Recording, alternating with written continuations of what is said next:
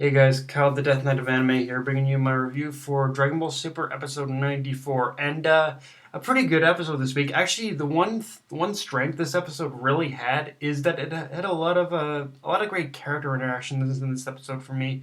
Like for instance, we see in the beginning when Trunks is looking, and like the biggest ones for me were seeing Roshi training again, for instance. That was actually badass, and it brought back a lot of nostalgic feelings of watching the old Dragon Ball, the very first Dragon Ball series, about how reminded me how badass Roshi actually is, and it made me actually made me believe that Roshi isn't going to be a pushover in this tournament. Like a lot of people have been doubting Roshi's abilities, but honestly, after seeing what he's been doing lately, I totally believe him at this point. Like I wouldn't be surprised if Roshi does end up owning guys in this tournament. Yeah. Um. And his interaction with Korn, of course, was actually kind of touching. But yeah, just seeing Roshi again doing training with Korn and whatnot, that was both badass and kind of touching at the same time. Also, the little reunion between Krillin, Android 18, and Android 17, that shit was hilariously awkward. Like seeing just Krillin, like I was seeing Krillin trying to act as kind of like a mediator and trying to talk between the two of them. That shit was hilariously awkward, and I felt like it felt just awkward watching that scene.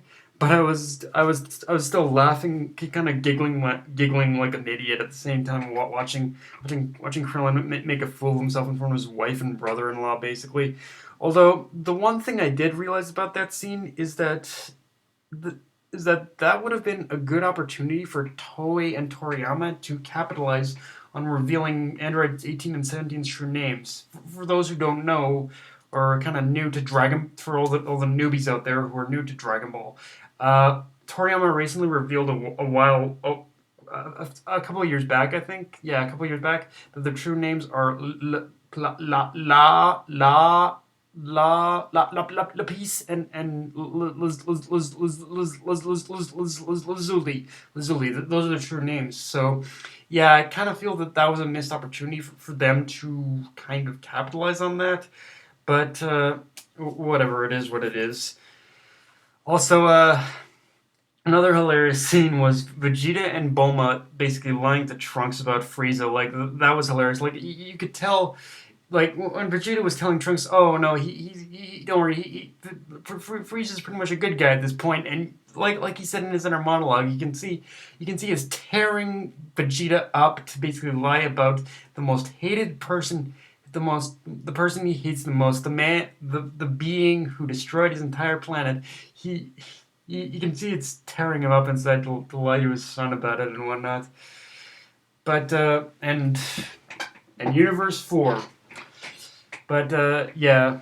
Also, what what we said in this episode about dealing with Frieza is technically true, but I don't know. I get the feeling Frieza in this episode is gonna. I get for being Frieza is gonna pull some sneaky shit in this tournament, but who knows what he's gonna do. I don't know. Maybe it'll be okay because from what I saw, the character interactions of the interaction between him and Goku was interesting, but we'll get to that later. But yeah, I want to believe what Whis says is true, but I don't know. I still don't trust Frieza as far as I can throw him. I don't think anyone trusts Frieza as far as I can throw him. But Quitella, Universe 4 Quitella. You are a slimy piece of shit. And actually, of all the universes, I hope that maybe not Universe 4, but I hope Quitella at the very least, Universe 4 God of Destruction, he gets eliminated or he gets erased, honestly. Like I don't want maybe not the universe, but I want him to get fucking erased. Like he is a slimy piece of shit. Like he's teaming up with Universe not he's tricking Universe 9 into doing all this shit. Like yeah, Quitella, like you're Cortella's. We learned in this one that Cortella was the one who hired the assassins in order to take out Frieza and Goku in this one, and Frieza and Goku in this one, in order to take out Frieza and Goku probably. But yeah, like the thing about it, what's funny about it is that we know why Cortella's doing this. He wants to eliminate Frieza, and even if and force Universe 7 to appear appeared to the tournament with only 9 members. But this is Toriyama's work. This is Dragon Ball Super. This is Toriyama, and it is a little more comical. So I wouldn't be surprised if what ends up happening in a way is that is that I'm sure they're gonna arrive with Frieza, of course, but I wouldn't be surprised if they arrive late. But even though they arrive late, I wouldn't be surprised if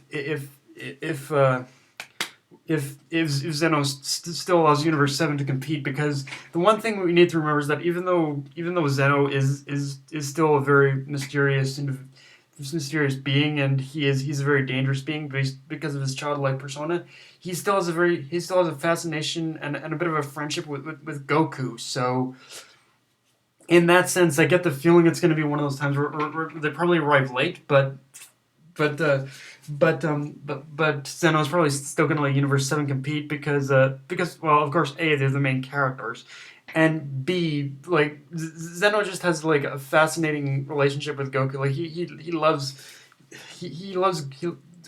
seems to have a love for Goku as a friend or whatnot. So yeah, it's even though people have said it's dangerous, like he still respects Goku. So I wouldn't be surprised if he still lets Goku compete in the end of it all, like, and they're like, what?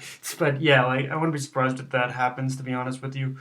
Um, and and of course, another thing in this episode is we get to see we of course finally get the reveal of Frieza, who's now back in the human world for at least 24 hours, I guess, and that whole thing about.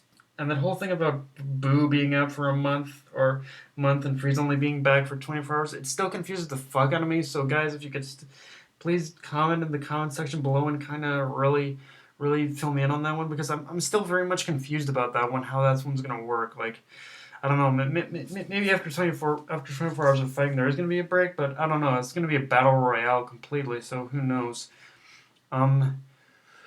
Also, when Frieza transformed, for some don't ask me why, guys, but when Frieza finally revealed himself again and he transformed into his golden form, don't ask me why, but for some reason I got flashbacks to Sailor Moon transformation for some reason. Like for some reason, like all the turns and whatnot when he transformed, it reminded me very heavily of Sailor Moon for some reason. But but alone, like the art, but about Frieza's transformation itself, like the art and animation on that scene was phenomenal. Like looking at Frieza's return turned into the anime from a technical perspective, it really makes me a little bit sour in a way that we didn't get this beautiful art and animation in the Resurrection F arc, but. Again, I guess it was one of those things where they're trying to save the budget for I guess the later arcs rather than animate it on a rather than do, rather than work on rather than do it on the rather than waste their budget on arcs they've already done movies for, I guess. But yeah, and of course to top it all off, I think we see that after Frieza transformed. Frieza's gonna go savage this time, but if you notice, it seems he's kind of paying attention to Goku in a way, because when he fired his death beam, he fired it at the person's shoulder. He didn't fire it at him, and he didn't fire it at the head or whatever. So I guess for now he is abiding, but he's abiding by pretty much by the rules that Goku has set for him, that Goku is set for him, just to show that he's playing along. But yeah, I guess that's a good thing for now, that for now Frieza is going to be playing by the rules. But I got a feeling he's still going to pull some shady shit once the tournament starts. But yeah, guys, that's pretty much my review. If you enjoyed the video, like, comment, subscribe, or follow me on Twitter and Facebook. Death Knight MMA signing off. Later, guys.